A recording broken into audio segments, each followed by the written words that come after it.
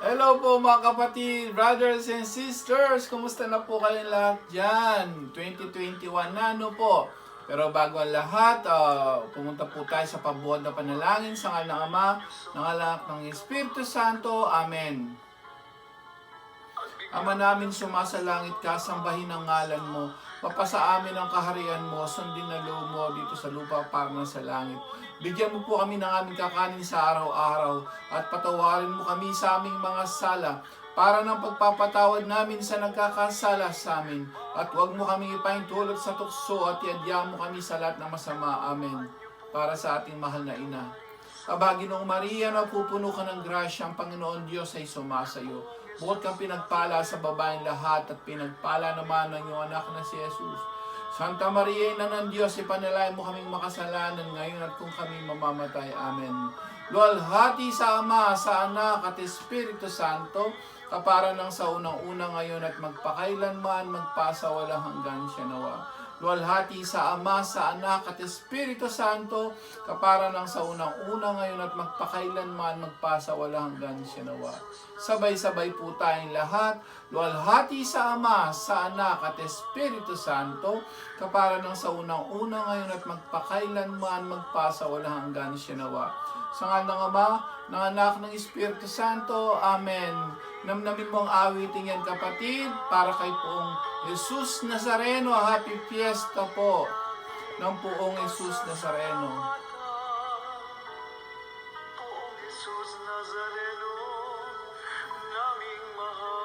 Yes. The miraculous image of the Black Nazarene. Totoo po. Gumagamit ang instrumento sa kanyang mga imahe para ikaw ay pagalingin sa iyong karamdaman. Thank you, Lord. Thank you, Jesus. Thank you to the Holy Spirit. Palakpakan po natin si Lord. Ayan. Hi! Kumusta na po kayong lahat dyan? Welcome po muli sa ating God's Healing Mission. A mission to heal, to protect, and to save people. At ang pinaka puso ng vlog na to, lagi ko po sinasabi, na sana po lahat po tayo ay maligtas, makarating sa buhay na walang hanggan. Pagdating ni Jesus sa paghukom, sana po lahat tayo, buong pamilya natin ay makarating doon. Pero sabi nga, hindi magiging ganap ang kaligtasan mo kung wala kang pagsunod sa Diyos. Hello! Dapat pagsunod sa Diyos, pagsisisi, pagpapakabanal, paglilingkod sa Diyos, sa kapwa, at sa buo mong pamilya. Amen? Palakpakan po natin uli si Lord. Yan. Napakaganda ng topic po natin ngayon. Nakita nyo na ba? Napapanahon po ang topic natin ngayon. Kasi 2021 na, lahat ng mga tao ngayon, lahat umaasa maging maswerte ang 2021. Pero ang maraming tao sa buong mundo, saan kumakapit? Imbis na kumapit sa Diyos, maraming kumakapit ngayon saan? Sa mga manghuhula, sa mga feng shui, sa mga lucky charm at kung ano-ano pa. Amen? Horoscope, zodiac sign, hello! Amen ba? Ngayon, napakagandang pagnilayan natin, no? Ano ba talaga itong mga feng shui na to? Ito ba ay kasalanan o kung ano? Malalaman natin ngayon. Pero bago lahat, muli ito po si Brother Angel Santos, your Catholic Church Defender at isa po rin pong Bible Preacher. At tandaan po natin, lagi ko po sinasabi, kung marami kayong natututunan ngayon at marami pa kayong matututunan later nito, kung nabibless po kayo, ang tinatawag dito ay karunungan ng Diyos, nanggagaling po sa Diyos ang karunungan niya. Itong mga karunungan ng Diyos na galing sa Biblia na tungkol sa ating kaligtasan. Kung po nabibless kayo, please don't forget to like and share this. And subscribe, of course, subscribe and click the bell button para po maging updated kayo sa lahat ng mga topic natin.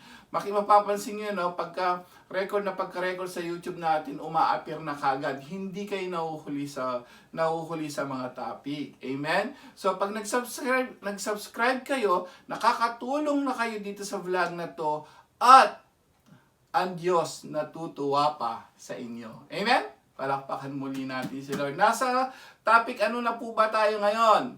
Napapanahon, sabi ko nga kanina, yan. Kailangan mapagnilayan natin ang ginagawa ng mga tao sa mundo.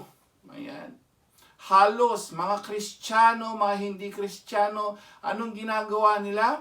Para maging swerte kung anong ginagawa. Topic number 49. Feng Shui. Ayan. Lucky charm, manghuhula. O, sumasangguni ka sa mga ganito. Mga zodiac yan, dagdag natin ang mga horoscope na yan, mga crystal ball na yan. Ano ba itong mga to? Kasalanan ba ito sa Diyos? Mayroon ba sinasabi ang Biblia tungkol dito? Yun ang magandang pagnilayan eh. Kasi alam nyo po, tandaan po natin na ito yung mga pang-araw-araw na ginagawa ng tao. So not even January po, ang dami pa rin nagsasangguni sa mga feng shui. Amen?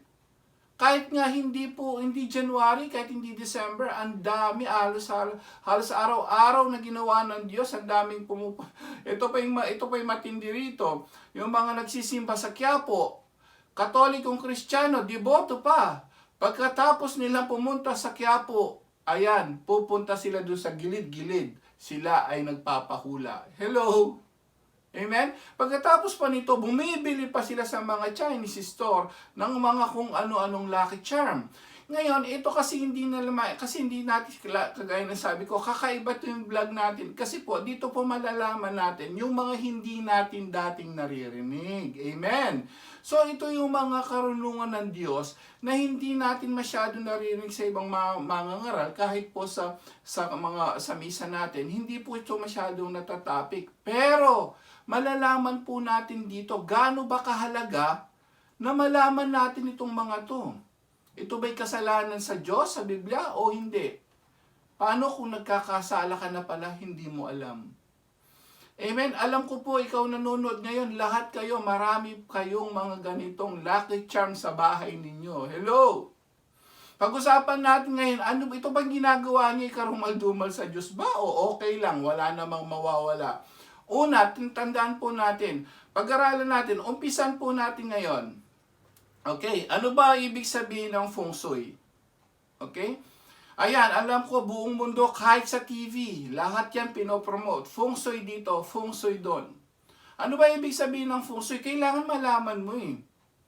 Kasi hindi mo malalaman kung ito'y kasalanan o hindi, kung hindi mo malalaman mismo yung salita. Ano ba yung feng shui? Okay, bibigyan ko po kayo ng idea ha. Hello! Ayan, ready na po ba kayo? Lahat ng mga kamag-anak mo, mga mahilig sa feng shui, lucky charm, horoscope, zodiac sign, ito po ay pagkakapareho. Okay? So ito po malalaman natin, pag-aaralan natin, ano ba itong mga to muna bago natin tingnan kung ito'y kasalanan. Ang feng shui po, hello, ayan, ready na ba kayo? I-ready nyo na po yung pen and paper nyo. Ano ba yung feng shui? Itong feng shui po, ito po yung nagtuturo ng feng shui, mga feng shui expert na yan. Alam nyo po ba, ibig sabihin ng feng shui ay, sa Tagalog, hangin at tubig. Amen. At ang feng shui po, saan galing yung mga term ng mga feng shui na yan, yung mga practices na yan na rituals? Ito po ay galing sa reliyon ng Confucianism at Taoism. Ulitin ko, Confucianism at Taoism. So ito pong feng shui na to, ito po'y galing sa ibang reliyon. Sino ba itong mga galing sa reliyon? Kaya tingnan mo, ito po yung mga expert na yan, tanungin mo. Sila po ay hindi naniniwala sa Biblia. Hello? Hindi nagsasangguni sa Diyos, walang Kristo, walang Biblia. Dahil iba ang relihiyon ng mga yan. Hello? Pag-aralin nyo mabuti. Taoism, ano ba itong mga to? Ito po mga relihiyon na galing dyan yung feng shui na maraming Diyos-Diyosan. Hindi Kristiyano. Hindi naniniwala sa Biblia. Tapos, hindi Kristiyano ha. Kristiyano ka, galing ka sa Quiapo, nagsimba ka, pupunta ka sa hindi Kristiyano. Hello? Amen ba? So, mangyayari dito, nagkakasalo-salungat na, nagkakaproblema na, nagkakadami mo ng Diyos. Hello? So, ito mga hindi Kristiyano yan. At sila po, Taoism, ito po ay dinudiyos nila. Alam nyo kung sino? Yung mga patay. Mga ninuno nila, sila daw ay yung mga Diyos. So, yung mga idea ng feng shui, lucky charm, at itong mga tinatawag na astrologers, yan po ay outside the Bible. Hello? Ulitin ko Yan po ay walang connection sa Biblia. Ito po yung pag-aaral nila sa galing sa tao ang karunungan at sa ibang espiritu. Tandaan natin mga kapatid, dalawa lang po ang espiritu sa lupa, dito sa mundo. It's either Holy Spirit or body spirit. Amen. It's either espiritu ng Diyos o espiritu ng demonyo. Alam nyo na po yan, ha? So, ang kagandahan dito, alam ko po, syempre, medyo marami tayong nag-aano rito, mag-aalinlangan. Ano ba yan? Totoo ba yan? Totoo ba yung may sasabihin ni brother? Wala namang mawawala. Maraming masasaktan. Amen. Kaya nga, ito nga po ang sinasabi ko lagi. Ang purpose ng ating vlog na to ay, sabi ko, karunungan ng Diyos para tayo ay maligtas. Ang pinag-uusapan po natin dito, kaligtasan lagi. Kung gusto nating maligtas, kailangan nating umiwas sa kasalanan. Amen. So ito pong mga feng shui na to ay kasalanan. Malalaman natin ayon ba ito sa Biblia? Una, sabi ko ang feng shui po ay galing sa ibang relihiyon. Hindi naniniwala sa Diyos at sa Biblia at kay Jesus. Maraming Diyos-Diyosan, naniniwala sila ang Diyos nila ay yung mga patay. Amen? Malinaw po yan, ha? So, isa pa, ano pa yung ginagawa yung tinatawag na manghuhula? Ano ba yung divination? Ang paghuhula po sa English, divination. Pag sinabing divination po, sa Tagalog yung paghula, pag tiningnan mo po yung term na yan, ano ibig sabihin ng divination? Ang ibig sabihin ng divination, ito po ay kumukuha ng kapangyarihan sa nakatagong, tatagalugin ko lang divination or paghuhula, sila po ay kumukuha lang ng mga espiritu sa ibang bagay, ibang tao o ibang espiritu. Nakatagong espiritu, yung kapangyarihan, kaya minsan nakakahula din sila. Amen! Outside the Bible na naman yon. Amen? Occultism naman, ito yung mga pamahiin naman. So pag samasamahin mo, feng shui, lucky charm, zodiac sign, horoscope, lahat po yan ay outside the Bible. Ayan na. Malinaw po ba yon? Yung mga term muna kailangan malaman mo, yung ginagawa mo. Ngayon, ikukumpara naman natin ngayon sa Biblia. Ready na ba kayo? Yung pen and paper nyo. Dito sa Biblia, may sinasabi ba tungkol sa panghuhula, tungkol sa astrologers? Tandaan nyo po, astrologers, sila yung mga nag-aaral naman ng bituin. Amen? Sila yung gumagawa ng mga tinatawag nating horoscope at zodiac sign. Year of the rat. Hello. Year of the dog. Year of kung ano-ano pa. Mga astrologers yan na bawal din po ng Biblia. Bakit? Sila po ay nagsasangguni ayon sa pag-aaral sa mga bituin nila. Nandun daw yung hinaharap na mangyayari sa iyo. Ayon sa bituin, hindi ayon sa Biblia na naman. Amen? So, tingnan natin. Pamahiin, kumpletuhin na natin yan. Anong sinasabi pa ng Biblia, Brad? Singa, tingnan natin. Bawal ba yan sa Biblia? Napakagandang pakinggan nito. Please i-share nyo to sa lahat ng mga tao, sa lahat na naniniwala sa mga feng shui na yan, sa lahat na naniniwala sa mga kung ano ng pamahiin. Lahat po yan, tawagin nyo na o i-share, like and share nyo. I-share nyo po ito, malalaman natin ngayong oras na to. Una, Old Testament pala may sinabi na Yung sinasabi ko dati, sa dating Biblia po, Deuteronomy chapter 18, verse 10 to 11. Ano ba yung sinasabi ng, ang gamitin niyo po yung dating Biblia. Deuteronomy chapter 18, verse 10 to 11. Ano sinasabi? Pamahiin, manghuhula. Word for word po Biblical na tayo ngayon. Kanina, yung mga term na yon binigyan natin ng mga kahulugan. Sa Bible verse, ano ba biblical naman tayong basis? Sabi rito, huwag, sabi ng Diyos mismo huwag makakasumpong sa iyo ng sino mang nagpaparaan sa apoy ng kanyang anak. Dati po kasi yung mga naghahandog sila ng kanilang mga anak nung Old Testament pa lang panahon ni Moises pa. Ano sabi rito? Bawal ng Diyos daw yun, naghahandog ka ng anak mo, manghuhula, word for word, o nagmamasid ng mga pamahiin. Word for word po to, hindi po galing sa akin. Kagaya ng sabi ko, ligtas ang may alam, alamin natin. Walang paghusga ayon sa Biblia. Ang dating Biblia po, nagsasabi na, nagmamasid na pamahiin, bawal. Iano po ba yon? Pag binaba mo pa yon, marami yon, mga mangkukulang, mananawas, bawal po ng Biblia. Ang dating Biblia to 1905. Bakit naman? Eto, ang sino man na gumawa ng ganoon ay kasusuklaman ni Yahweh ang salita ng Diyos. Salamat sa Diyos. Palakpakan natin si Lord. Anong mangyayari?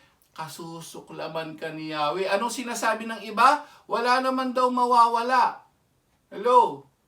Wala mawawala. Kasusuklaman ka nga eh. Amen ba? Tama? Hindi. Kasusuklaman ka nga ng Diyos eh. Paano mawalang mawawala? Tingnan uli natin ba? Bakit ba bawal ang mga to? Manghuhula, mga kung ano-ano pa yan. Tingnan natin, ito mas maganda. Malalaman mo kung bakit, ano ba itong mga to. Yan, mga feng shui na yan, kumpletuhin na natin. Isaiah chapter 2 verse 6 to 8. Ang dami po niyan, puro Old Testament pa lang yan Isaiah, tingnan natin sa Isaiah chapter 2 verse 6 to 8. Ano ba itong mga to? Makinig po kayo, napakagandang, naku, ang dami, buong mundo, i-share mo to kasi ang dami po. Ang dami nagsasangguni sa mga ganito. Ano sabi? Ano itong mga to? Isaiah chapter 2 verse 6 to 8. Itinakwil mo ang lahi ni Jacob na iyong bayan. Bakit? Pagkat ang lupain ay puno ng mga manghuhula. Manghuhula daw, punong-puno, itakwil. Bakit? Ito daw ay at mga manggagaway gaya ng Filisteo. Nakikibagay sila sa kaugalian ng mga dayuhan.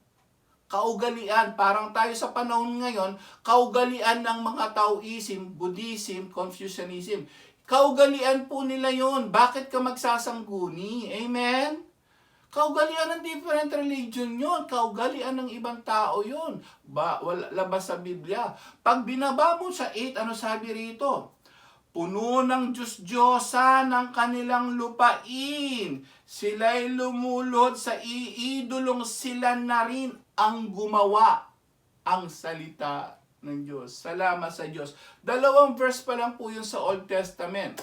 Ang mga manghuhulang yan, ang kung ano-ano man yan, ito yung gawin mo, swertihin ka, ito yung isuot mo, swertihin ka. Panghuhula yan ng ibang lupain. Malinaw po, nasa Biblia, hindi po ako nagsabi ang Biblia.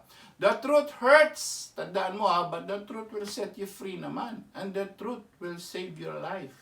Amen?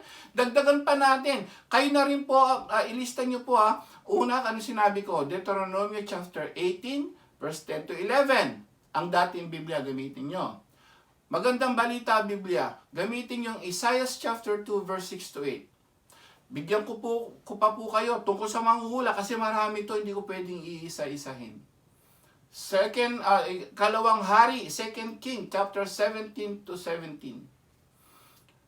Ikalawang Kronika, chapter 34, verse 6. Ayan bibigyan ko po kayo lahat, tungkol lahat ng manghuhula yan. Jeremias chapter 29, verse 8 to 9. Ayan po lista mo na. Jeremias chapter 14, verse 14. Lahat yan tungkol sa manghuhula. Hello. Ecclesiastico chapter 33, verse 5 to 7. Yes, ang dami po niyan. Ang dami pa niyan, mga kapatid, magugulat kayo. Napakarami pa. Ulitin ko pa lang. So, Ecclesiastico chapter 34. Okay, alin natin, chapter 34, verse 5 to 7. Yun dun sa 2 Chronica, chapter 33, okay, verse 6. Yan po yung mga tungkol sa manghuhula. Hindi natin pwedeng isa-isahin dahil hahaba. Old Testament, napakarami po tungkol sa manghuhula na galit ang Diyos dyan. Bakit ba galit na galit ang Diyos dyan? Tingnan natin sa Exodus chapter 20, verse 1 to 5. Tingnan natin sa aklat ng Exodus. Bakit nagagalit sa mga Diyos-Diyosan na mga manghuhula at kung ano-ano pang yan? Ito ang sabi rito sa 20. Malinaw rito yung 10 utos nandun. Ito ang sinabi ng Diyos. Ako si Yahweh, ang inyong Diyos na naglabas sa inyo sa Ehipto at humango sa inyo sa pagkaalipin. Huwag kayong magkakaroon ng ibang Diyos maliban sa akin. Hello! Baba natin sa 5. Bakit? Ano sabi rito? Sabi rito, huwag kayong yuyukod o maglilingkod sa alinman mga Diyos-Diyosan yan, sapagkat ako si Yahweh ay mapanibughuin. Parurusahan ko ang lahat ng aayaw sa akin, pati ang kanilang mga anak hanggang sa ika-4 na sanin lahi ang salita ng Diyos. Salamat sa Diyos. Ito po yung tunay na Diyos-Diyosan, hindi yung mga imahin natin. Hello! Malinaw po ba? Ito yun. Kasi galing po ito, itong mga feng shui na yan, galing yan sa mga relihiyon na may mga Diyos-Diyosan. Yan po ang mga ritual, hindi po itong mga banal na imahin natin. Ang mga banal na imahin natin ay representative yan, hindi po yan Diyos. Amen! Malinaw po ba?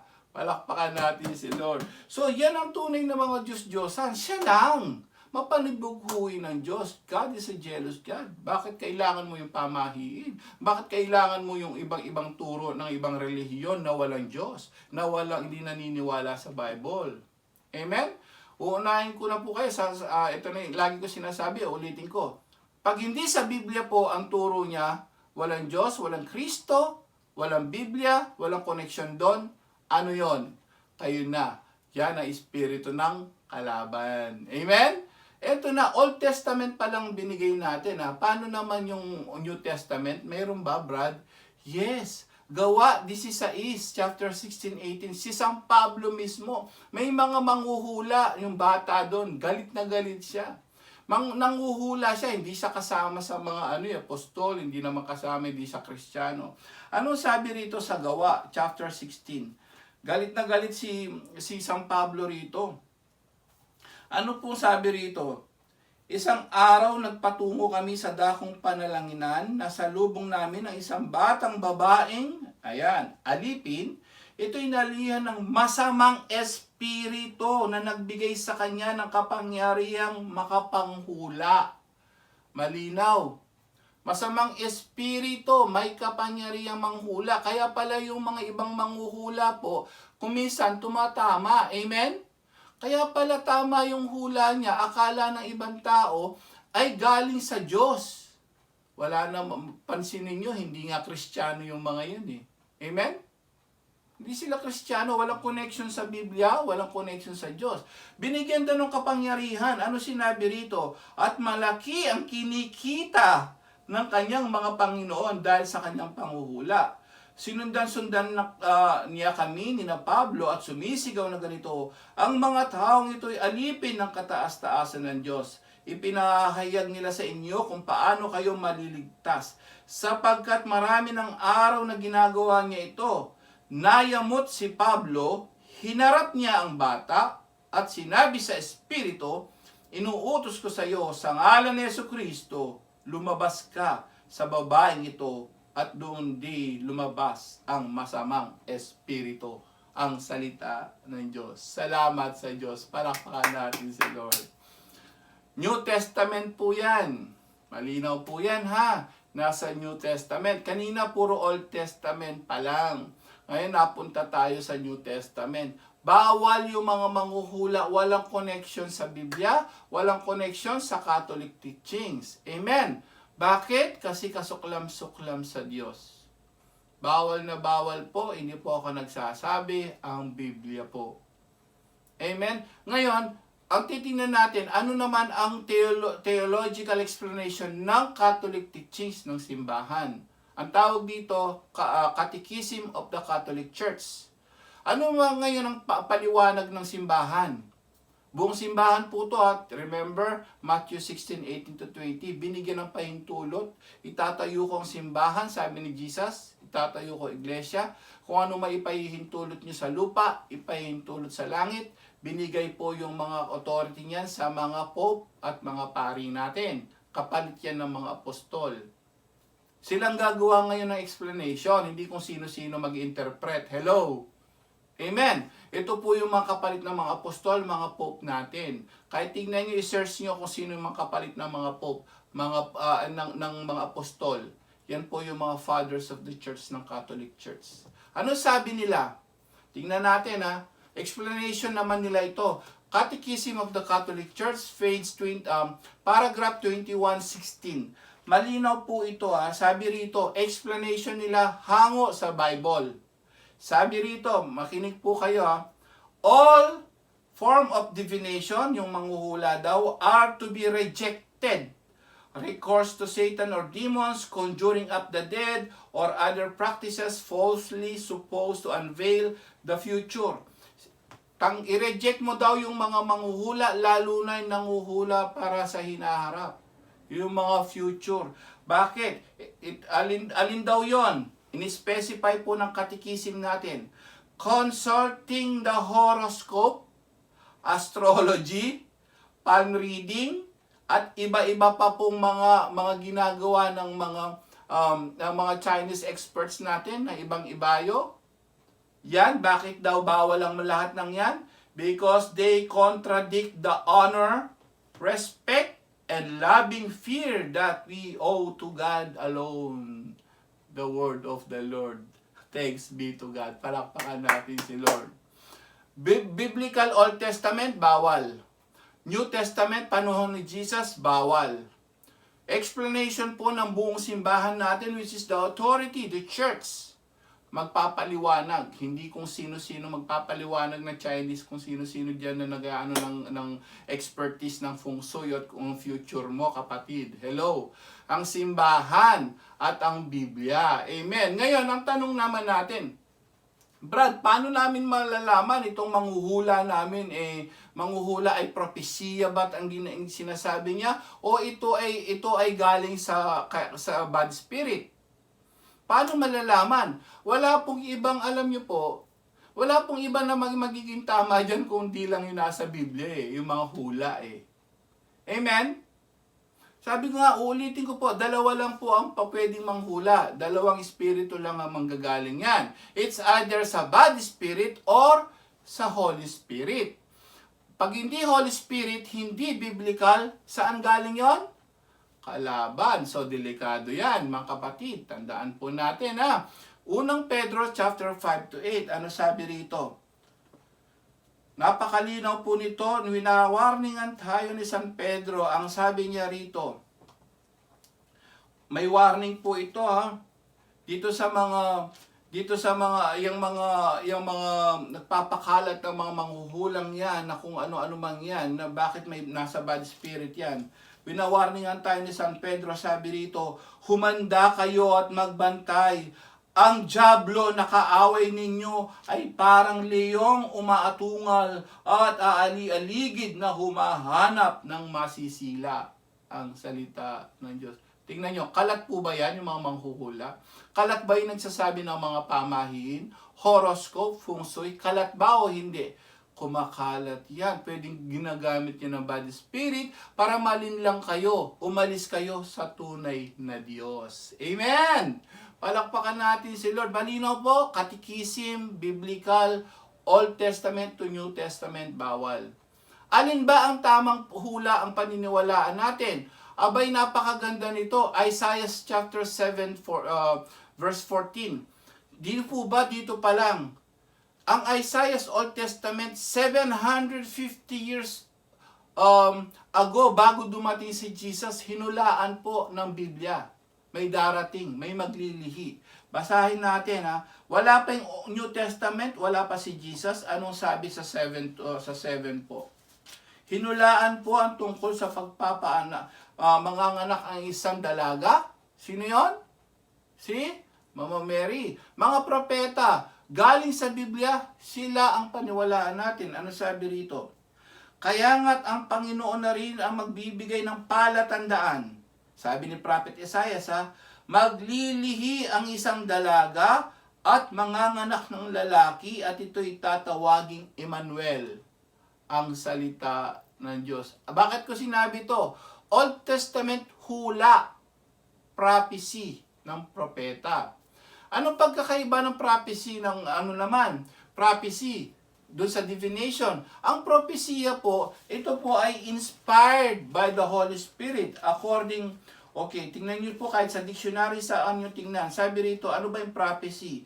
It's a prediction inspired by the Holy Spirit. So galing sa Biblia po dapat ang paghuhula niyan. Kompleto po yan. Ang Biblia nandito na, kumpleto na. Hindi mo na kailangan ng kung ano-ano pang manghuhula, kapatid, brothers and sisters.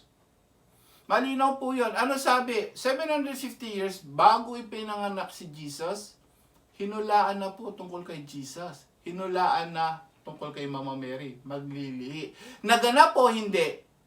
Naganap yun. Amen! Palakpakan natin si Lord. Yan ang mga hula. Ang daming mga hula-hula tungkol kay Juan, tungkol kay Mama Mary, tungkol kay Jesus. Ang mga yan po, nasa Biblia lahat. At kung tungkol naman, ayan, siyempre, interesado yung mga tao. Tungkol sa pera, tungkol naman sa, ayan na, tungkol sa, gusto namin ng gumaling sa karamdaman. Gusto namin swertihin. Hello. May binabanggit ba ang Diyos daw sa Biblia? Sa Biblia ka sumangguni, kapatid. Bakit? Ito na, may pangako ang Diyos. Anong pangako ng Diyos? Saan mo mababasa yon, di ba? Sa aklat ng Jeremias, Old Testament. Pagka tiningnan mo po ang Old Testament, doon pa lang mayroon ng pangako ng Diyos. Gusto mo ba ng kayamanan? Jeremias chapter 21. Malinaw po ito, pakinggan natin. Jeremias chapter 29. Tingnan natin sa 11 to 14. Anong sabi rito? Ako lamang ang nakakaalam, sabi ni Yahweh, ng mga panukalang ihahanda ko para sa ikabubuti nyo. Ang Diyos Ama nagsabi nito, Old Testament pa lang. At para dulutan kayo ng pag-asa sa hinaharap. Kung magaganap na ito, kayo'y tatawag, lalapit at dadalangin sa akin. At diringgin ko naman kayo. Ako'y hahanapin ninyo at masusumpungan. Kung buong puso ninyo akong hahanapin, oo, ako'y matatagpuan ninyo, sabi ni Yahweh, at ibabalik ko ang iyong mga kayamanan. Ang salita ng Diyos. Gusto mong swertihin? 2021? Ang Diyos ang lapitan mo. Sabi niya, ibabalik ko ang iyong mga kayamanan. Ang salita ng Diyos. Palakpakan natin si Lord. Tanong, ano ba ang gusto mo, kapatid, brothers and sisters? Nandyan na harap mo ang Biblia. Nandyan na po sa tabi nyo ang simbahan. Nandyan na ang Diyos anywhere. Pwede mo siyang tawagin. Amen. Ba't ka pa pupunta kung saan-saan ibang reliyon, gagastos ka pa, nagkasala ka pa? Amen? Ang Diyos ang magbibigay sa iyo. Kagalingan, may prophecy. Anong sabi sa Ecclesiastico, chapter 38, verse 9 to 10? Lilinawin natin, Ecclesiastico. Gusto mo ng kagalingan, brothers and sisters? Ngayon 2021, ano sabi rito? Sabi rito, anak ko, kapag nagkasakit ka, huwag mong ipagwalang bahala. Ano sabi? Ito po, Bible prophecy ha. Dito kayo maniwala, Brad. Hindi kung kani-kanino kayo naniniwalang feng shui, zodiac sign. Hello, manghuhula. Ang sabi rito, gusto mo ba ng gumaling sa karamdaman? Dumalangin ka sa Panginoon at pagagalingin ka niya. Pagsisihan mo ang iyong mga kamalian at magbagong buhay ka. Linisin mo ang iyong puso sa lahat ng bahid ng kasalanan. Ayan, gagaling ka daw, sabi ng Diyos. Ang salita ng Diyos. Salamat sa Diyos. Palakpakan natin si Lord. Kompleto. Amen ba? So bakit ka pa pupunta kung ako sa inyo? Bakit? Subok ko na po ito. Bakit? Kasi po subok ko na to. Subok na ng maraming tao. Talagang nandun yung pagsisisi lang. Nandun lang yung pagsunod sa Diyos. Tandaan mo, kapatid, God is more than enough. Delikado. Biblical, uulitin ko, isa-summarize natin. Yung feng shui po galing po sa ibang relihiyon na naniniwala sa Diyos-Diyosan. Hindi naniniwala kay Jesus sa Biblia. Hindi lahat po yan. Pati mga lucky charm po, nyo po, tandaan mo, Kristiyano. Ang Kristiyano, naniniwala kay Kristo. Hindi ka anti-Christ. Pag naniwala ka kay Kristo lang. Kasama na ang Ama at ang Espiritu doon. Dahil iisa sila. Amen? Si Jesus is enough. Bakit? Kapag naniwala ka pa sa iba, Antichrist ka nun. Hello? Bakit ko sinabing Antichrist ka? Kasi sinabi mismo ni San Juan sa unang 1 chapter 1 verse 22-23. Huwag kang maging Antichrist, kapatid. Pagka ikaw naniniwala pa sa mga ganyan, ito po sabi ko, ang vlog na to para sa kaligtasan ng lahat. Para sa pag-aaral natin sa Biblia at ng simbahan. Ano sabi ni San Juan sa unang sulat niya? Unang sulat ni San Juan, binanggit niya mismo rito. Anong sabi rito? Sabi rito sa 22, ayan. Tignan natin sa 22 and 23. Anong sabi niya rito?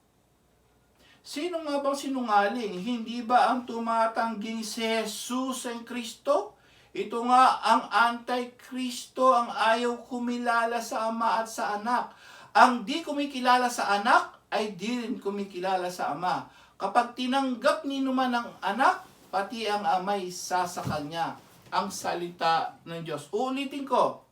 Pag hindi ka daw po tumatanggap na si Jesus ang Kristo, ito nga ay Antikristo, ang salita ng Diyos. Sino po yung mga ngayon mga manghuhula nagbibigay ng feng shui?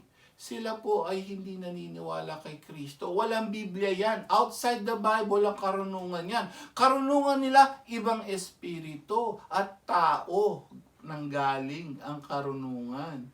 Si Jesucristo po, kompleto na. Diyos na, tao pa, at mahal na mahal ka pa niya. Amen? Palakpakan natin si Lord. Ayan. Sabi ko nga, ano yung pagkakaiba, Brad? Meron pala, may mawawala o wala? Malinaw. Pagka sumangguni ka dyan, God is a jealous God. Kasusuklaman ka ng Diyos. Malinaw po, biblical po yung sinasabi ko, kasusuklaman na tayo ng Diyos. At sabi nga, kapag ikaw ay naniniwala na kay Kristo, huwag kang pupunta na sa iba. Pumupunta sa Quiapo, nagdadasal sa Pong Jesus Nazareno, Kristiyano. Pagkatapos, pupunta sa ibang relihiyon na feng shui na yan. Ano ibig sabihin nun? God is a jealous God. Nagagalit ang Diyos. Pati yung mga lucky charm nyo po sa bahay, tandaan nyo, nag-a-attract kayo ng mga bad spirit. Bakit? Meron kayong Buddha, meron kayong kung ano-ano, at meron kayong imahe ni Jesus na banal. Dalawa ang Diyos nyo, hindi. Nagiging dalawa. So, God is a jealous God, malinaw po yun. Tanggalin nyo, iisang Diyos lang kung gusto nyo pong pagpalain talaga. God is more than enough. Uulitin ko, God is more than enough. Marami nasaktan sa mga pamahiin na to, sa mga pag-aaral natin nito. Pero lagi ko sasabihin, the truth hurts, but the truth will set you free. Iisa lang. Ang pag-asa mo, pananampalataya mo, brothers and sisters, pag-ibig mo, ituon mo lang sa Diyos.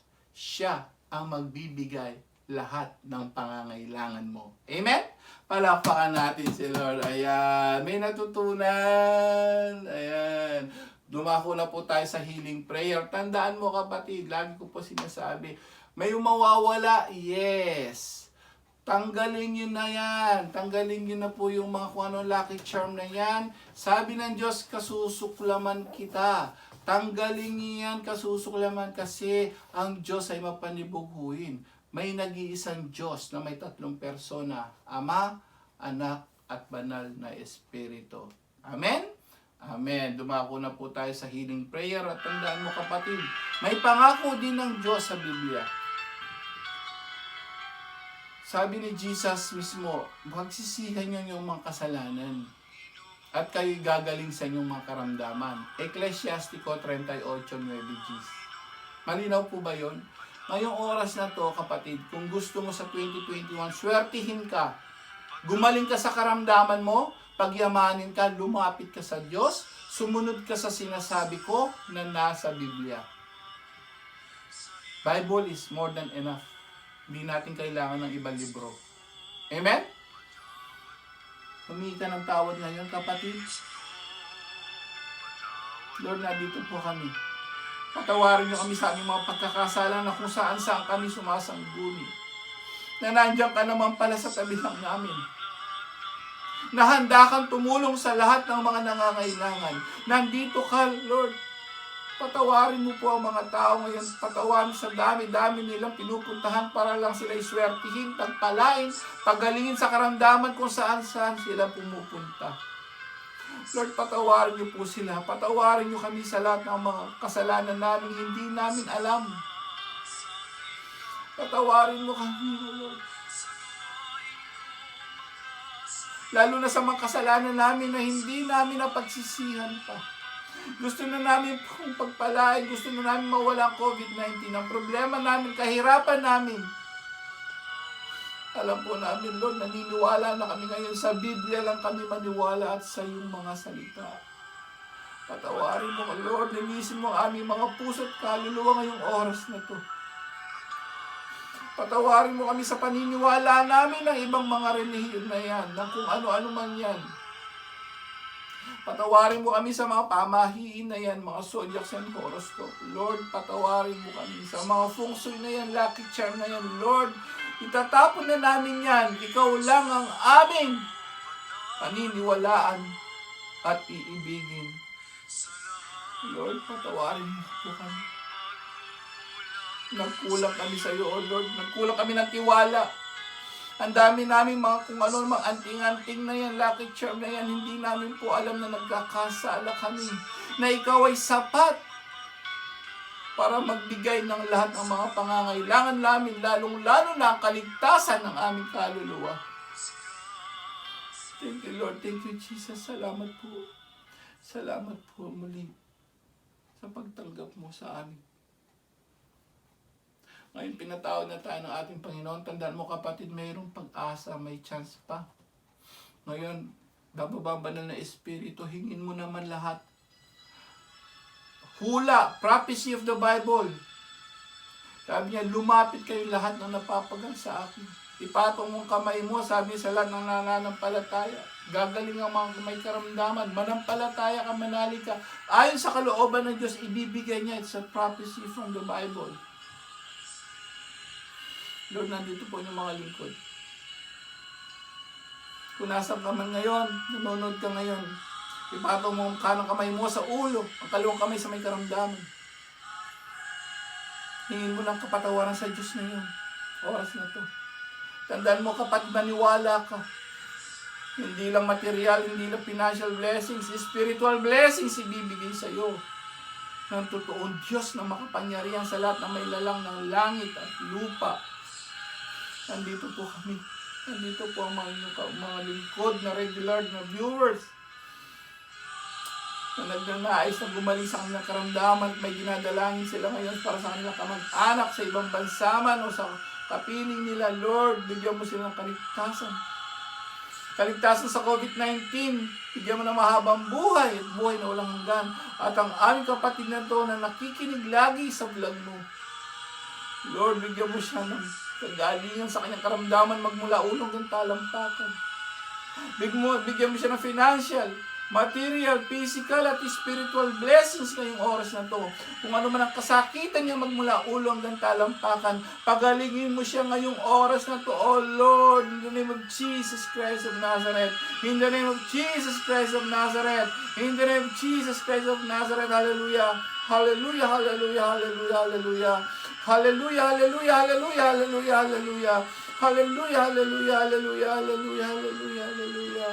Hallelujah, hallelujah. Be healed, be healed, be healed in the name of Jesus Christ of Nazareth. In the name of Jesus Christ of Nazareth. In the name of Jesus Christ of Nazareth. Lord, thank you, Lord. Thank you, Jesus. Thank you, the Holy Spirit. Dinadalangin namin ang mga kaluluwa sa purgatorio. Lalong-lalo yung walang nakakaalala. Dalhin mo sila sa buhay na walang hanggan. Amen. Kung may naramdaman ka na mainit, na malamig, yan po'y banal na Espiritu, yan po'y galing nanggagaling sa Biblia. Maniwala ka kapatid.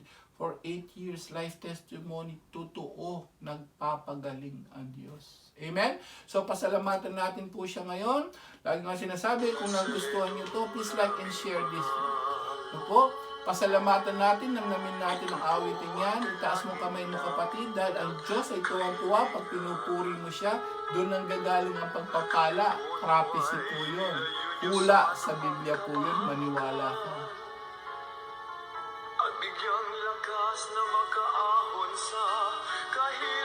Yes, makaahon kami sa kahirapan, O Lord God. Huwag mo pababayaan ang mga nanonood ngayon, mga kamag-anak namin sa Pilipinas. Yes, Lord. Thank you, Lord.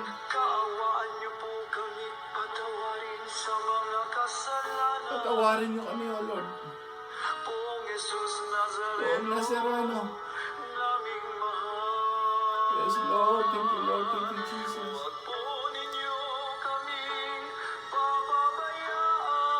Huwag mong pababayaan.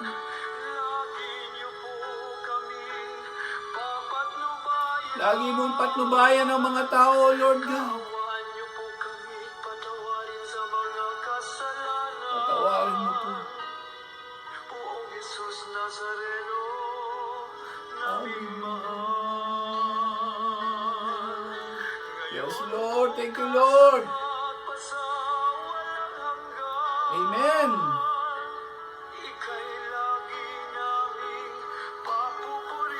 Yes, pinupuri ka namin. Salamat sa mabuti mong balita, O Lord.